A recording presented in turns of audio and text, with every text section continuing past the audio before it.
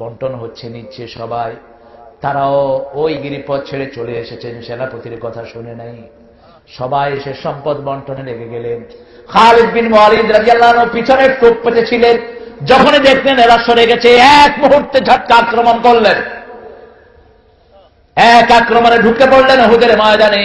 বিশ্বনবীর দিকে ৮০টা তীর ছুড়ে গেল। তালহা রাদিয়াল্লাহু আনহু পিঠ পেতে দিয়েছেন, ৮০টা তীর তালহার গায়ে বিঁধে গেছে। বিশ্বনবী সাল্লাল্লাহু আলাইহি ওয়াসাল্লাম উহুদের ময়দানকে তালহার ময়দান বললেন, ইয়াউমুত তালহা বলে আখ্যায়িত করলেন মুহাম্মদ সাল্লাল্লাহু। বিশ্বনবীর কপালে তীর ঢুকে গেল, দাঁতে তীর পড়ে দাঁত পড়ে গেল।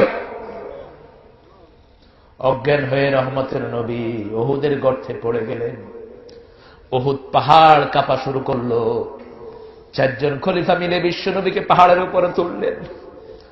হুজুর বললেন, উসকুনি ইয়া উহুদ, হে উহুদ তুমি থেমে যাও, তুমি কেঁপো না, তোমার উপরে 2 জন গাজী আর 2 জন শহীদ দাঁড়িয়ে আছে, থেমে যাও। কত আগে 2 খলিফার শাহাদাতের খবর দিচ্ছেন মুহাম্মদ সাল্লাল্লাহু, আবার 2 গাজীর সংবাদ দিচ্ছেন। 2 জনই তিনার আত্মীয়, 2 জন জামাই আর 2 জন শ্বশুর। উহুদ থেমে গেল। মুনাফিকরা প্রচার করে দিল, কাদ কুতিলা মুহাম্মদ, মুহাম্মদ সাল্লাল্লাহু আলাইহি ওয়াসাল্লাম নয়। একজন মা নিজের 3টা ছেলেকে জিহাদের ময়দানে পাঠিয়েছেন, স্বামীকেও পাঠিয়েছেন। যখন শুনল আল্লাহর হাবিব না, এই মা মদিনা থেকে দৌড়া শুরু করেছে। যাচ্ছে তায়েফ উহুদের ময়দান, 5 থেকে 5.5 মাইল দূরে উহুদের ময়দান। পথিমধ্যে লোকেরা বলছে, ও মা কোথায় যাও, তোমার ছেলে তো দুনিয়ায় না।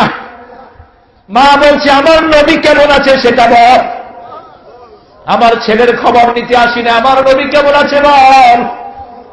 একটু যাওয়ার পরে আবার বলছে, তোমার দ্বিতীয় ছেলে দুনিয়া থেকে বিদায় হয়ে গেছে।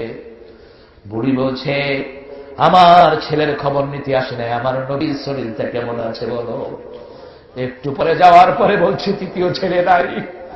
বলছে, আমার নবী সাল্লাল্লাহু আলাইহি ওয়াসাল্লাম কেমন আছে।